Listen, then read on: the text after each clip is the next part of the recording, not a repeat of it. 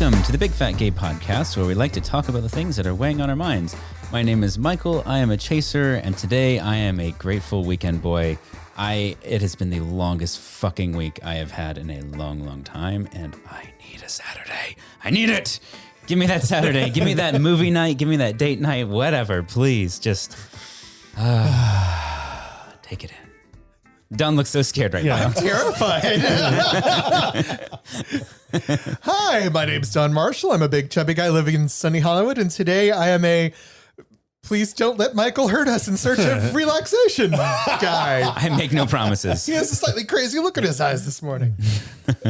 My name is Dan Oliverio. I'm an author, public speaker, and chubby chaser. And it was a topsy-turvy week for me too. Terrible. I think it was probably worse for you but so I'm just going to stand back. I don't claim ownership of it. I'm just putting it out there. I'm Trevor Keyson. I'm a super chub, and I also had a weird week. I got my booster shot. Don did too. I did too. Same day. Booster bros. Booster boys. No, it was a whole thing to like get my booster. The pharmacist is like, you're not eligible. And I'm like, actually, your website says I am, and so does the LA County website. And then you dumb bitch. And also, I made sure, thanks to Dr. Kat Pazé, that I got a 38 millimeter needle. Yay. Which also was like another little, like, not like the pharmacist is like, oh, we'll use 25. And I said, well, I have really fat arms. I was advised to ask for 38. She went and got it. And Nice. then I was punished and was like, just either boiling hot or freezing, and felt like a piñata for 2.5 days. And by punishment, you mean like the after effects of the vaccine. I mean, the first one was kind of hit me. The second one did, but third one, who? But where the beleaguered boys are just going to remind you that we're going to be doing our hiatus in November. Yeah. Just reinforcing that so you're not, but you're still going to get content. So you don't because go we're through great. withdrawals. You're going to get content. Don't worry. Calm down. It's going to be little we bits. love you. We're not going to just leave Our you break cold. is not really a break. It's just half a break. We It's a have break for three of us. Yeah. Sorry, Michael. I'm used to it. We have an exciting main topic that we want to get to. So we're going to hit the ground running. Hit the ground running. Sprint. And pop culture. We're here. We're there. We're ready. Go. Again, fat suits again. Boo. Yeah. I have a special sound effect because for fat suit news.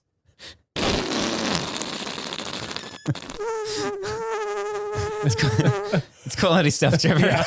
I'm glad I waited in suspense to hear what that was. It's like being married to an 8-year-old. Isolating that sound effect I was doing it on my laptop, and Dan was finally just like, stop it. Yeah, because I had to hear that cue like 77 times. It's the latest person to don the fat suit is Renée Zellweger for a new movie, which I'm kind of like, really, Renee? Like, because famous for the Bridget Jones movies where she plays the titular character, which she did. I don't know if she gained weight for or just. She did gain some weight. She did. Yeah.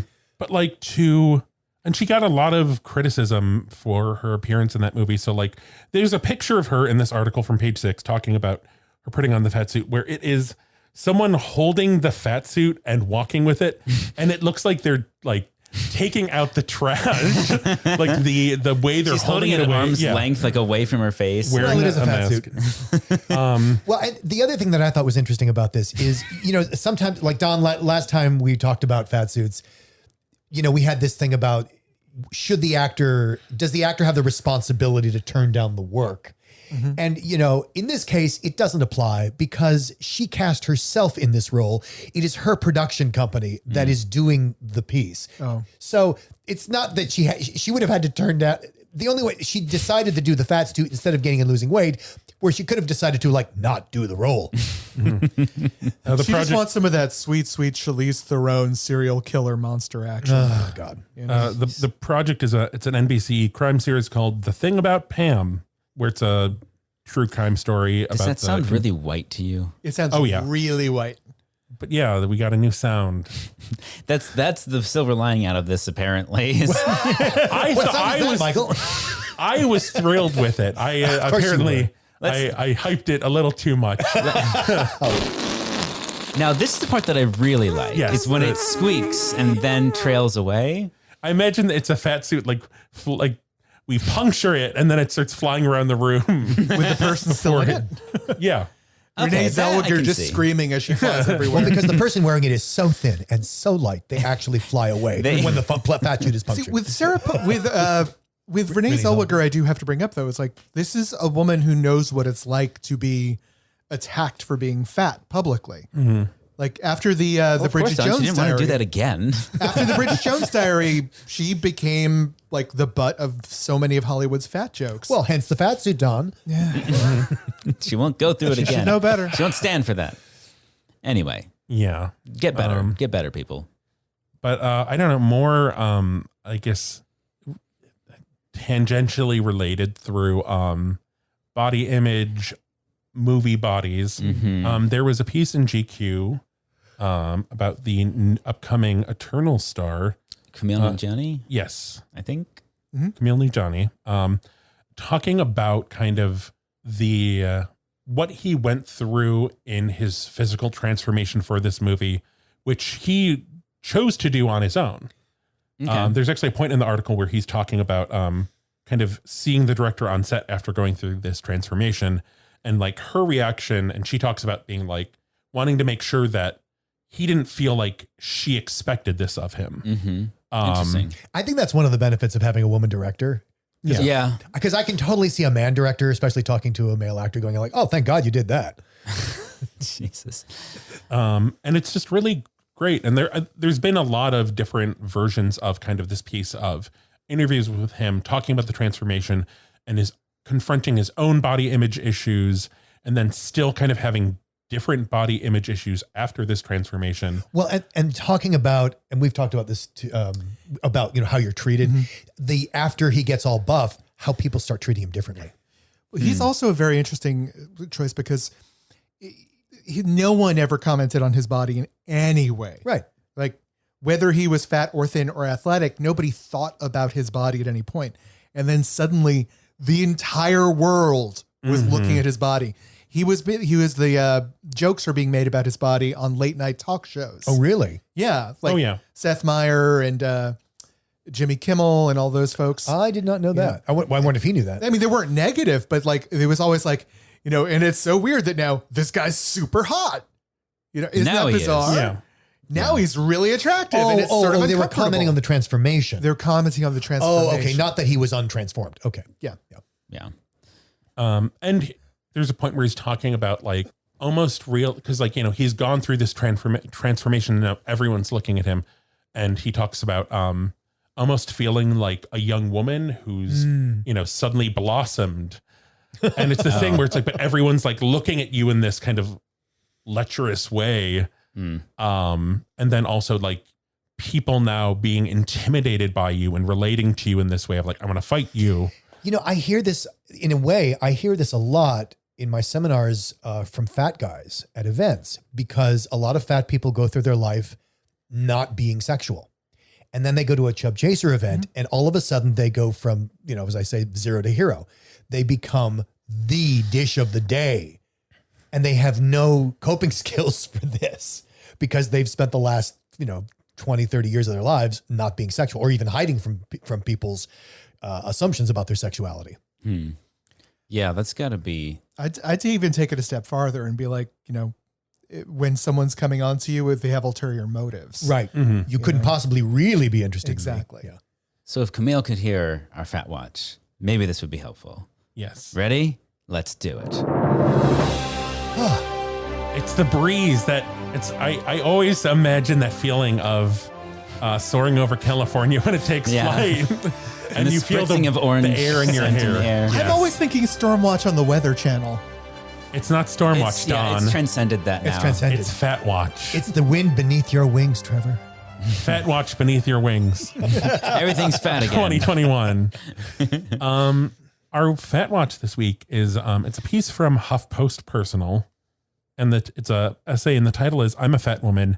This is why I post photos of myself eating." And I thought this was interesting, kind of with the other piece, because it is people and their fixations on people's bodies, and also watching them just watching them and making assumptions about them through. We have a culture of watching. I feel like you just no everybody's watching, just only listen to the podcast. That's what everyone in the society should just be doing. The author is Megan Ism. I'm sorry, it's one of those, I think, unless I'm getting it very wrong. I thought it was Roman numerals when it was all in caps. But so she wrote this piece about reflecting on the first time she was kind of shamed for eating in public as a child. And then she also talks about, there was a couple weeks ago, Tess Holliday was in the British tabloids, where there were just these paparazzi pictures of her at Disneyland and like, just kind of like beleaguered, and she's having a popsicle to cool down. And they are not like, I mean, I want to say they're just like, they're candid, weird pictures. So it's like not super flattering. But what's important is they followed her around all day, but the only pictures they published were her eating and her sweating. Yes. This piece resonated with me just because I feel like there is always that subconscious thing of like, if you're in public and you're eating, people are going to watch you eat and like make up some weird internal thing. Oh, yeah. And I don't know if that resonates with you, Dom. Very much so. And it's frustrating to me because I think I've even said it before, like no one's watching you as much as you think they are, but I've had confirmation that they do in fact watch. I am that guy who, like, in the supermarket, I've had people just without addressing me, total strangers, take things out of my shopping cart and put it back on the shelf. I have had a woman come up and just compliment me out of the blue when I put back a bag of M&Ms I was reading the ingredients on. And she's like, good for you. And while they think that's positive reinforcement, all it's saying is that we're watching you. We're watching every choice you make. Yeah. And stories like this confirm that. It's very frustrating. But so she goes on and talks about developing an eating disorder and identifying that. And then a couple of years ago, posting a picture of herself eating a cheeseburger on Instagram and not really thinking about it. But then how it ended up being this revolutionary act because so many people, they felt it profound that she shared that and was comfortable doing that. Like the act of unabashedly enjoying food as a fat person and sharing that. Well, and it's also kind of a fuck you to the haters of like, you know what? I eat, deal with it. And she looks, and all of these pictures, she looks glamorous. Like, I think that's why it's like, I would never look that good eating a cheeseburger. I do not have the cheeseburger gene. I guess they have the cheeseburger gene or just I don't know, that shade of lipstick and some pursed lips at the right moment, Trevor. That might work. It's just, it's wonderful. And I think we so often see it kind of made me think of the Carl's Jr. Commercials where it's like if it doesn't get all over the place, it doesn't belong. Yeah. And it's face. like a woman in a bikini against Paris Hilton just eating with a burger. Yeah. And I'm going to do that. I'm going to put on my swimsuit that I got for Big Bayou that never got to wear. I'll pull up the Corvette. Yes. And I'll sprawl out on the Corvette hood and eat a cheeseburger. Michael will throw the bucket of soapy water. Yes. No, I don't want my cheeseburger getting wet. No, I'll throw the bucket of special sauce. Yes. well, mercy sauce in my eyes. Apropos of nothing we've talked about so far, we have a guest on the phone. We do. Dan, why don't you set up who we're talking to? So as COVID's been lifting to some extent, at least, people are getting out and traveling more. And we thought it would be a great opportunity to talk to our friend Sam King at Cruising at Large. At Cruising at Large to talk about big men and cruising. Not that kind of cruising. And big men cruising. But like on the high seas. And cruising on big men. No? So welcome, Sam. Hello. Well, great. It's great to have you on the show. Sam is joining us from where exactly? Are you in Florida? I'm in Wilton Manors in sunny Florida. Ooh. It is. I moved here from Los Angeles about a year and a half ago, right in the middle of COVID, because that was a great idea. Yeah. But no, it's great here. And did you move there to be closer to Did you move there to be closer to the cruise industry? In 2019, I found myself flying back and forth to Florida about 4 or 5 times. And some of those times was with my promotional stuff, and it became excessive. So yeah. And I was 36 at the time and had only lived in Los Angeles my whole life. So I was kind of ready to shake things up and make it a little easier, because traveling as a big guy is very doable. However, not as easy as somebody who's 175 pounds. Right. I find the secret is planning. Absolutely. And that's what I do. Yeah, exactly. You love planning. So let's introduce Sam a little bit. What is Sam's deal? Dan, do you have a one-line description of Mr. Sam King? Okay, so I would say this. In an era where most people think of travel agents as, a site on the internet, like, Expedia, Sam provides really an incredibly useful service for what can be a very complicated process. As we've alluded to, traveling as a big person, it requires a little planning, a little forethought, and there's some unknowns. And I find that Sam has been really great at anticipating needs, anticipating difficulties. And then when you get into cruising, oh my God, because Don, you were saying you've never taken a cruise. Yeah, never. And, booking a flight is easy. You walk on the plane, you walk off the plane a few hours later. Cruising is Hopefully. Cruising has a lot more variables and different pricing structures. And do I want that? Do I not want that? I have to buy a drinks package. Well, which drink package should I buy? And it can get very complicated. Well, Dan, do you want a drink? It can get very complicated very quickly. And Sam has been wonderful at helping us navigate a very confusing thing certainly for first timers and maybe even for more experienced people. Because it's great to just give it away to I don't know, Sam, take care of that for me. Well, yeah. I mean, if I could just build on that, it started, and I'm sure you've covered this.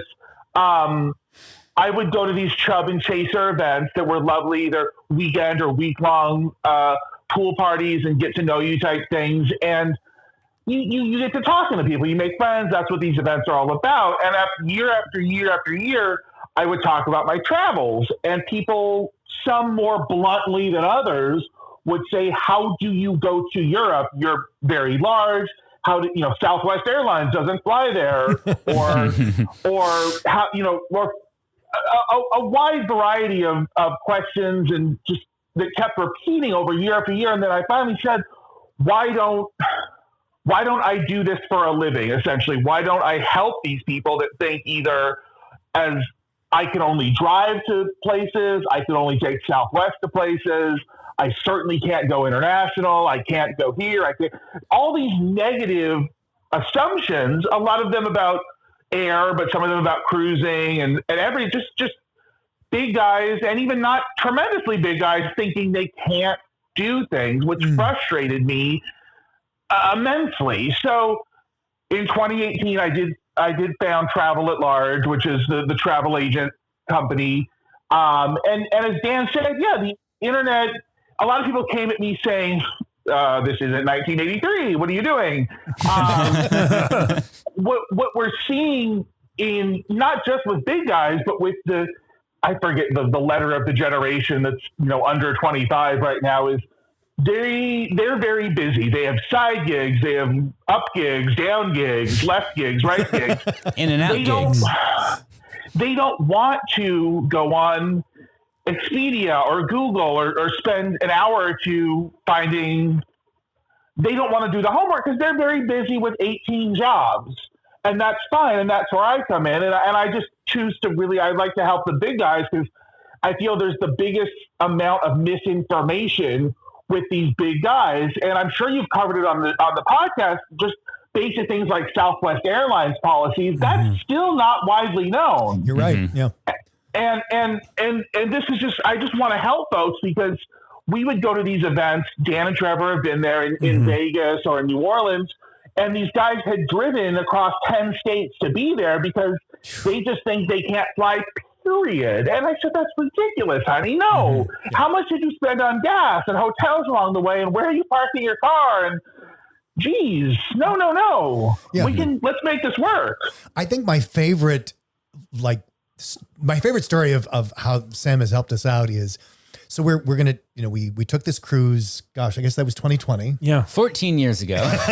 Well, no, we took this cruise, which Sam helped us book. It was January of 2020, so just before COVID really right under the line. right under the line. Yeah. Podcast was still a fresh-faced baby. And so, and we're planning it. I'm certainly no stranger to travel. I've been doing a lot of traveling. Traveling with a super chub is definitely different. There's, like I said, there's planning. But I think with the big thing where like, oh my God, I am so glad I have a travel agent named Sam, is when you said, Sam, oh, he has a CPAP machine. He's probably going to need an extension cord and you can't bring your own because the cruise line has to provide all electrical equipment. Oh, Yeah. And first of all, like, again, having a company like Travel at Large or a travel agent that, understands fat people travel, of course you thought of a CPAP machine. And like a normal travel agent or just an individual isn't going to think of that at the booking stage or Right. it's sort of like, I mean, not that we had to book it differently, but just that like, oh, I never thought of that because I'm not used to thinking that way. Well, and that's the kind of like custom tailored service you get where it might be a more niche audience, but it is because that audience needs that kind of Has different needs, yeah. particular kind of help. Where I mean, granted, I've never used a quote unquote regular travel agent before, but I would assume that there isn't a whole lot of like personal advice about how to do your trip. It's more about getting the logistics in order, right?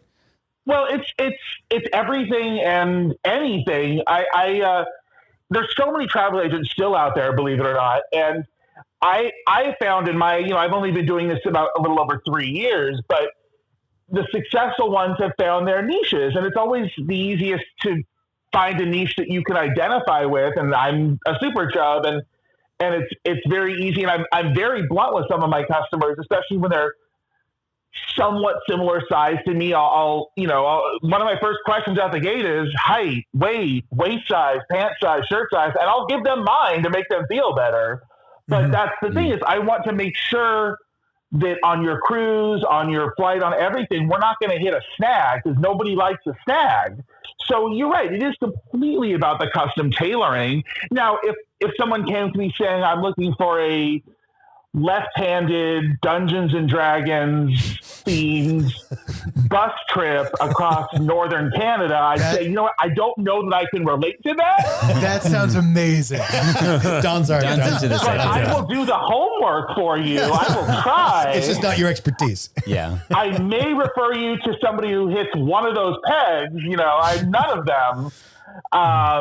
Nanook up in Canada, who may not be, he may be right-handed, but he still loves Dungeons and Dragons and has a bus. Deal breaker. He's got a couple of the pegs hit, but no, it's just it helps. It helps when you keep it close to home. When it's your niche and you've done a lot of these things. I have not been to all over the world. I've been many places, but if somebody who's a big guy wants to go to China, I've not yet visited Asia, but I know the homework that needs to be done. And I think that's, I think that's really what comes through with you, Sam, is that you're so, like, you love travel so much. Yeah. So when you talk about doing the homework, it's like, I think it's probably, I mean, I don't want to encourage people to like load you up, but I think it's actually fun for you to like, oh my God, how would I go to Japan? How would I? Absolutely. and I'm so silly. I assume, wait, so you're going to let me watch the YouTube videos and do the Google image searches and read the trip reviews? Okay. I'm probably doing that anyway. And you just gave me a new sort of direction to head to. But that's where it all came from for myself in my mid, 2011 to 2020 type travels was, there are now some blogs of bigger guy travel. There was really nothing about 5 or 6 years ago. So it was really just, okay, I'm looking at this hotel in this country, in this city. Let me get every picture of the rooms, of the bathrooms, of the showers. Let me try to see if somebody's done a YouTube video. I can even pick up the phone and call because I'll be blunt and say, hopefully there's an English speaker if it's an international destination, which there usually is. But I can say, can you tell me, or sometimes I'd even once been guilty of saying, "Can I talk to the biggest person on staff?" Because a 90-pound, 5'1" woman might not understand the shower questions I'm asking, from any angle. Yeah, because she's going to say, "Yeah, it's pretty big." Yeah, I would just say, "Look, I'm blunt, and I don't apologize for that, but I need to get the correct information across, whether I'm asking a vendor about accommodations or a customer about their own dimensions. I'm going to say, look, likely I'm bigger than you. Sometimes I'm not, but this is a safe space. I'm not putting your dimensions anywhere, but I need to know because I need to make sure that airline seat's good. Do we need an Uber XL or a taxi van? Is a European-esque hotel going to be appropriate, or do we maybe need to find you an American brand in Europe or Asia?" And then, so they'll have the big beds and the big bathrooms. Yeah, exactly. Because a lot of people don't realize that a lot of these traditional European brands, do it small. Yeah, they do. I've been in elevators in Paris, and they installed the elevator, 100 years after the building was built, and the elevator is, it's like the size of a bath mat. Yeah. Yeah, no, and you may need to say, okay, my partner will go up, and then the elevator will come back, and then I'll go up with the luggage. Oh, I've been in situations where the luggage couldn't travel with us in the elevator. Oh my God. Yeah, it's Europe's great. I was just trying to think of an experience we had with that recently, and I think it was when we were in San Diego, the La Valencia, that elevator. Where it's like you and I can be in the elevator. Oh yeah. And not without luggage.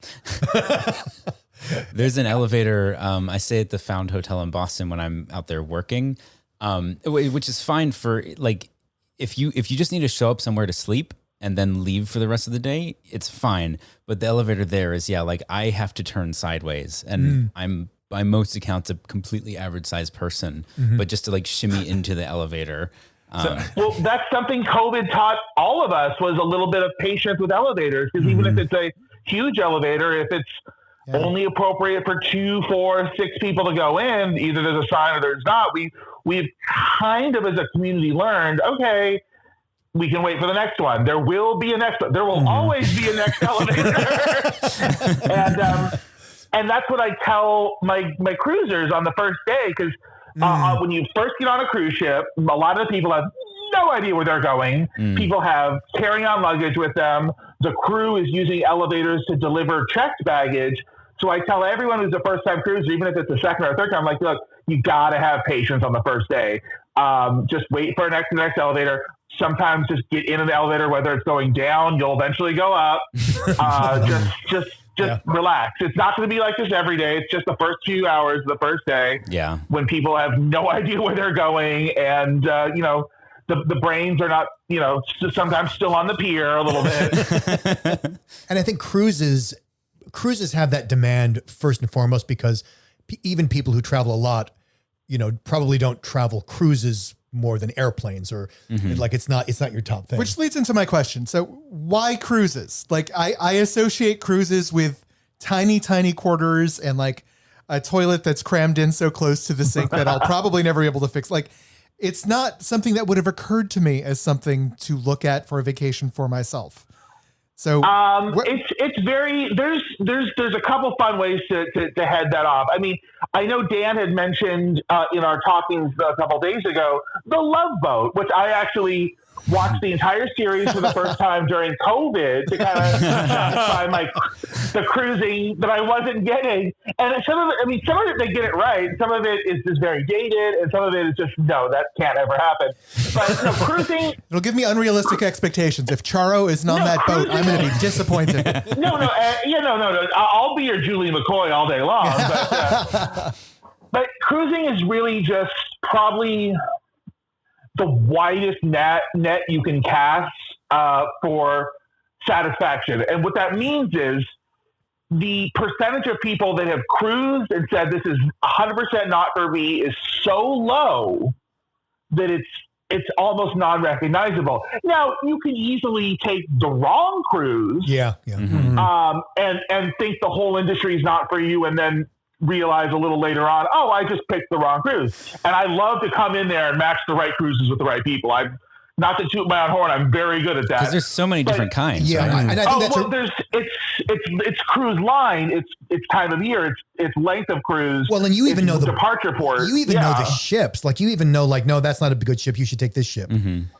Absolutely. I mean, and when I do group cruises, we like to. One of our things is to avoid a sailing that would look especially attractive to families with small children, just because, well, yada, yada, yada. Yeah, but, we get that. Yeah. But I tangented off a little bit. But no, cruising really just in a nutshell is so adaptable to the consumer. It is what you want of it. You can have the busiest Walt Disney World mom type 7-day vacation where you've got something going on every 30-minute slot of the waking day. And you know what? There are people that love that type of vacation. You could go 100% the other way and say, I am planning nothing. I'm doing what I want when I want, and that's my vacation. And you can fill in everything in between on almost any cruise, which is what is so appealing to so many people. I mean, when I took my first cruise many, many years ago, and I thought I would hate it because I'm very much of a do-it-yourself kind of travel guy.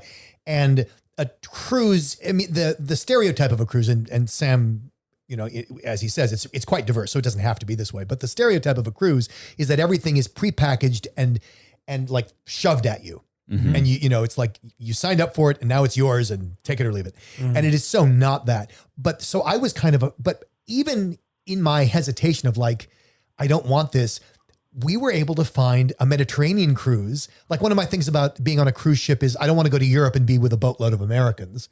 So we booked an Italian cruise line. And you got a lot of Italians. There were only 40 Americans on a boat of like 3,000 people. Yeah. Yeah. They exist. Yeah. So I guess my point to Don is that, yeah, it is quite diverse. As far as the physical accommodations, again, Sam being a big boy himself is very much on the lookout for what kind of bathroom are you going to need? What kind of bed are you going to need? Mm-hmm. Do you want to be near the elevator or do you not want to be near the elevator? Do you want to be at the front of the ship or the back of the ship? Because you're absolutely right. Yeah.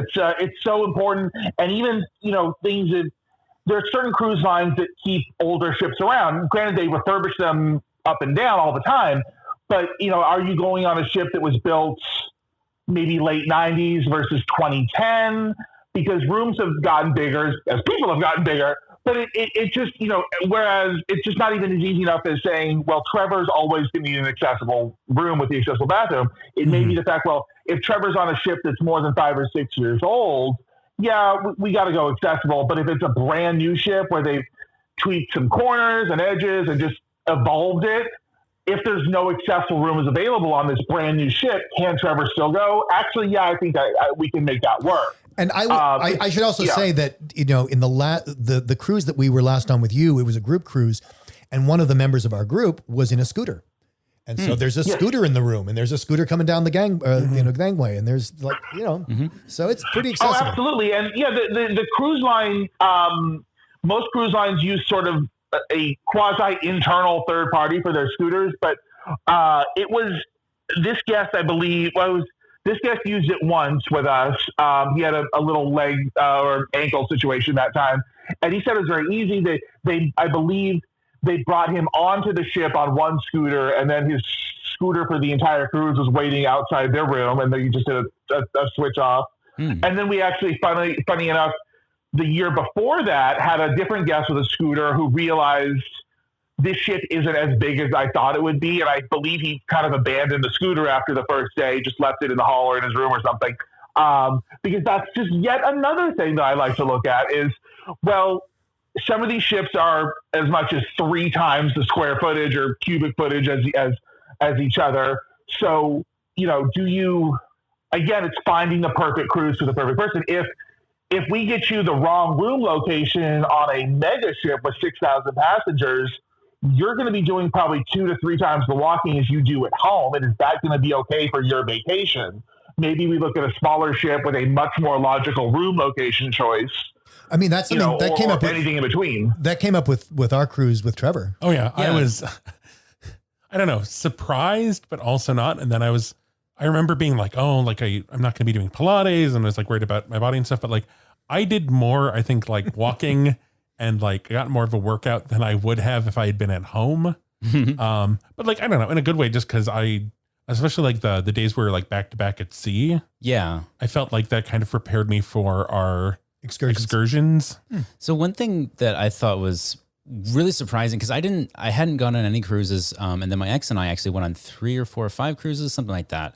And then one thing that surprised me, especially with some of the newer ships, was how, like, you can have this massive ship, like many thousands of people on board, and if they're well designed, you don't feel like you're actually having to walk that far to get to where you want to go.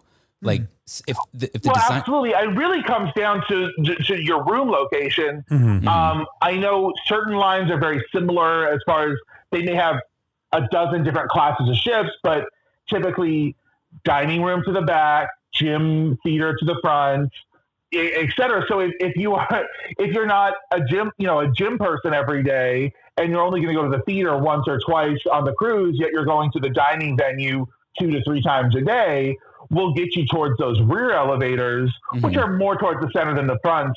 And that's how I was on the world's biggest cruise ship. I was right at the rear elevator bank, and realized about halfway through a week-long cruise, I have not been to the front of the ship once. Because everything you wanted to do, I personally needed up until day 4 was in the rear half of the ship. And you know, these massive ships, a week isn't adequate for them. Some of them, you realize I never went to a third of the venues. Either because there's no time, or you found a couple you really, really liked, and, you know, why fix what's working? That's something that we really think about, especially when I plan group cruises for Chubs and Chasers. I'm not really looking for the world's biggest cruise ships for multiple reasons, because of just we'll never see each other, I fear sometimes, and the bigger the ship, usually the more kid attractiveness they are. So I sort of have a sweet spot for those medium-sized ships where, you know, we can't sort of help but bump into each other. You know, I wanted to talk about what Trevor's going to call the elephant in the room. Yes. Which is, you know, so in this era of COVID, we're coming out of COVID in some places more than others. So what are the cruise ships doing to keep passengers safe? Can you give us a rundown? It's actually quite spectacular. I've been on 3 cruises since they resumed this July of 2021. In a nutshell, and I'll definitely go into this, now is the time to cruise. Because no one's filling their ships, and that's by choice of each line. Nobody wants 100% because everyone's taking an extremely conservative approach into getting back to normal. They're not, you know, anything's better than having these ships float around empty. So I believe I went on one cruise in July, a couple weeks after cruising resumed. It was about 20 to 28% capacity. Wow. I went on one a week later that was about in the 20s again. And then one a month later that was at best 30 or 35% full. And here's the thing is people say this, and it's really true. I felt safer on these cruise ships than I do at any supermarket I've been to in the last 18 months. I'm trying to think where I felt actually safer than I did on the cruise ship, because the cruise industry has always been about constant cleaning, and it's built into the minds of every single crew member. And they put it in your mind too about hand washing all the time, well before COVID was ever a thing. Yeah, when we took our cruise back in 2020, I was astonished at like the amount of hand washing, sanitizer. The aggressiveness of the hand sanitizer. So much.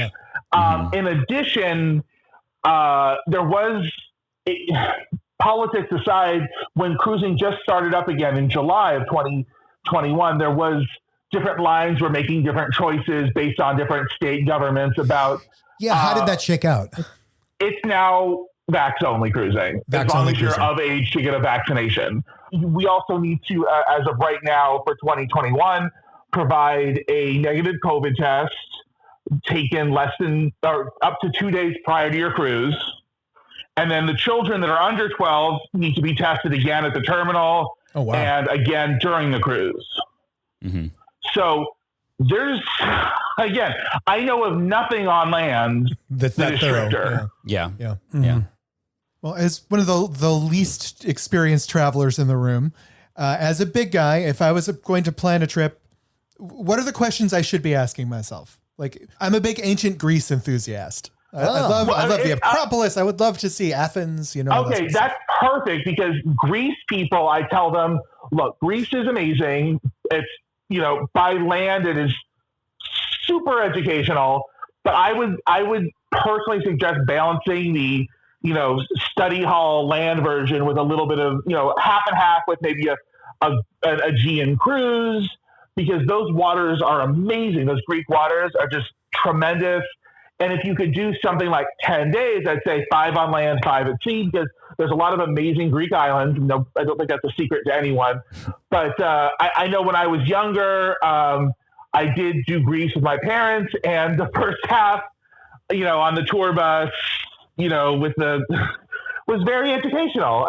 You know, I was a teenager, and I don't know if I appreciated that on my summer vacation. But the second half, we did an amazing cruise. I scuba dove for the first time, and that was remarkable.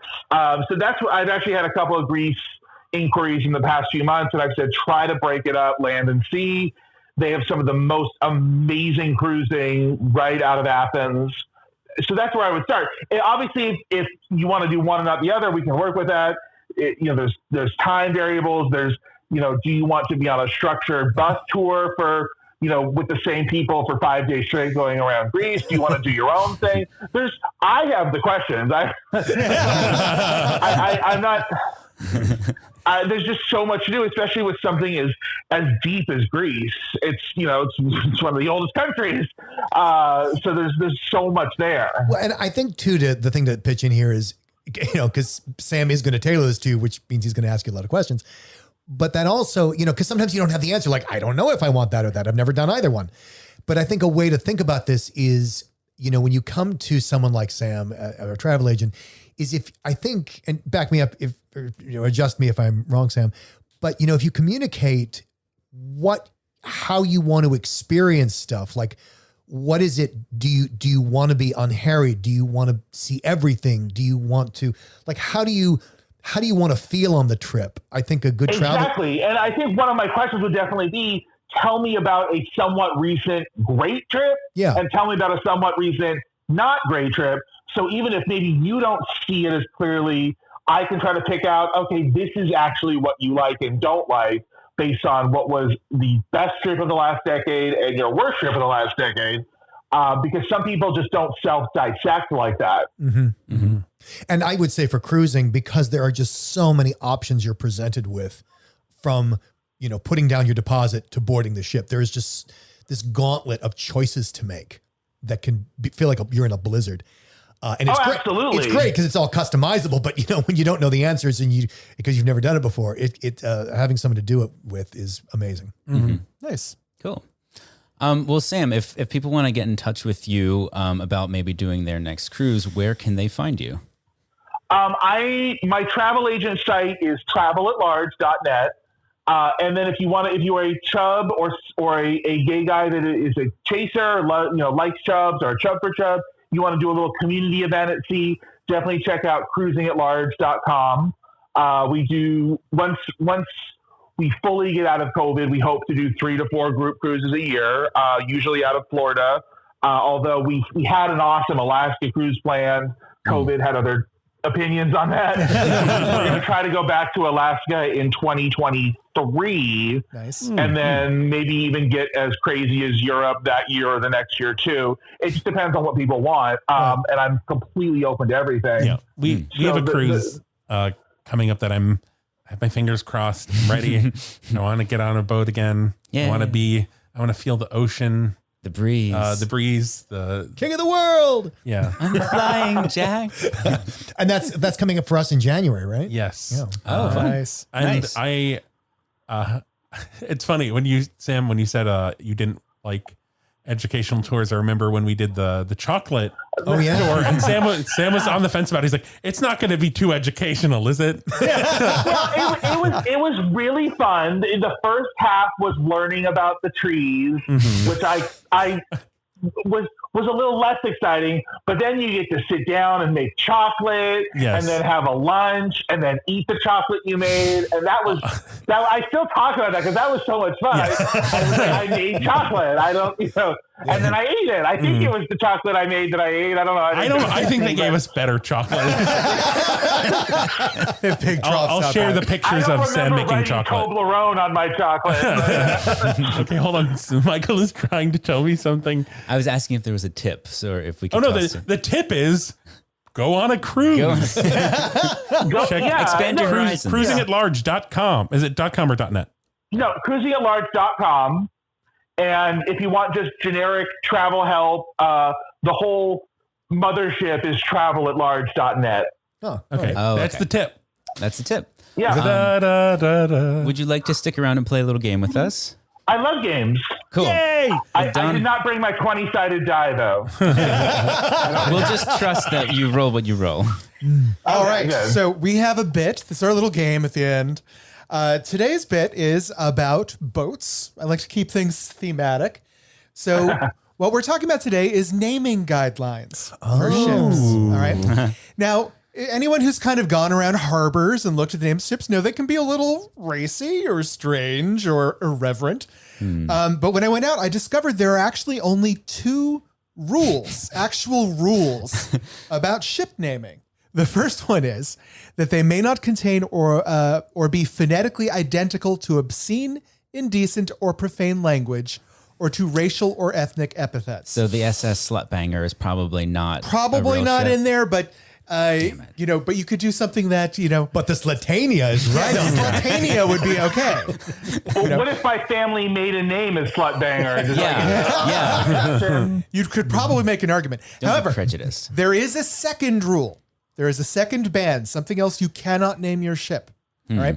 So I've got a couple different multiple choice questions here. Okay. After you've answered them all, you should have all the clues you need to figure out what the second naming rule for ships is. Okay. Multiple Okay. tiers here. So here's the first group. All of these are names that are perfectly legal except for one. Which one is not a legal name? Okay.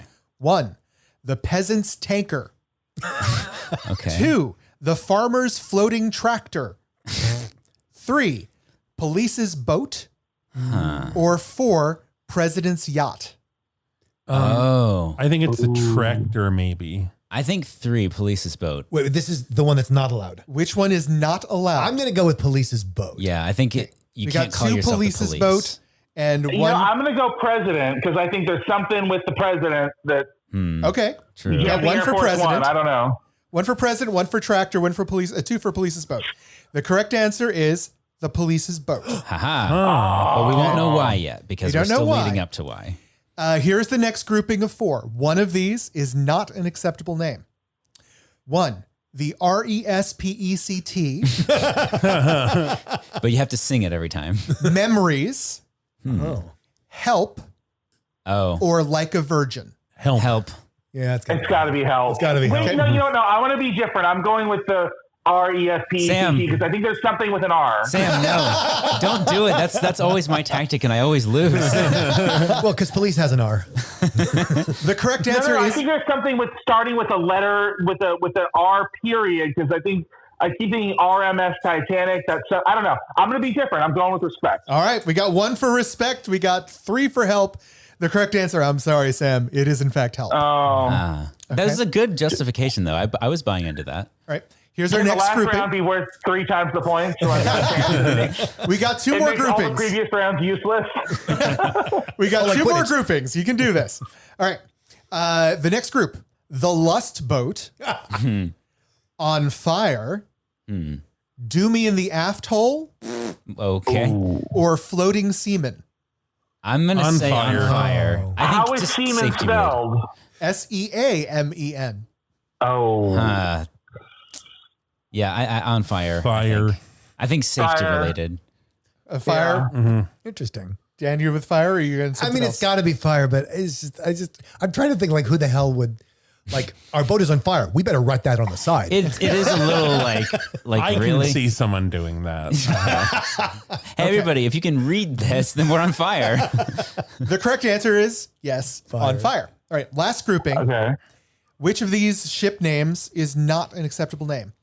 The Mother's Day, the Cinco de Mayo, the May Day, or the May the 4th be with you? Mayday. It's got to be Mayday. I would think Mayday. You are all correct. Clearly safety related. Yeah. So the thing, I guess the thing is safety related, or like You can't. something that sounds like where if people Oh, are I know what it is. Because if you read the name of the ship over the radio, it sounds like you're saying the thing. Ding, ding, ding, Yeah, ding, ding. That's is. it exactly. The name may not be identical, actually or phonetically, to any word or words used to solicit assistance at sea. Aha! I won a bit, everybody. Yay! Da, da, da. Da, da, da. Oh wait, I have. Do I have an? So a list of some of the other ones you can't use are Coast Guard, Rescue Me, Sinking, I've Sunk, We've Capsized, or The Man Overboard. Ah. For the exact reason The Michael Man said. Overboard is a gay bar down the street from me, though. The drinks are a little bit overpriced, but it's okay. So what would you name your ship, dear listeners? Where can they let you know, Trevor? Well, I'm here, Trevor. We're on Facebook and Instagram as @BigFat. We're on Twitter and Instagram as @BigFatGayPod. We're on Facebook as the Big Fat Gay Podcast. Leave us 5 stars there. Podchaser, Apple Podcasts, all the places. 5 stars, 5 stars everywhere. 5 stars everywhere. See the articles we talked about at www.bigfatgaypod.com. Yay. Maybe you're relaxing, you're catching your breath. You're listening to this on your cruise that you booked after listening to this episode. It's a paradox. How did you do that? and oh no, Michael's coming and he has a big tray of drinks and he's slipping because it's a boat and it's wet. So watch out.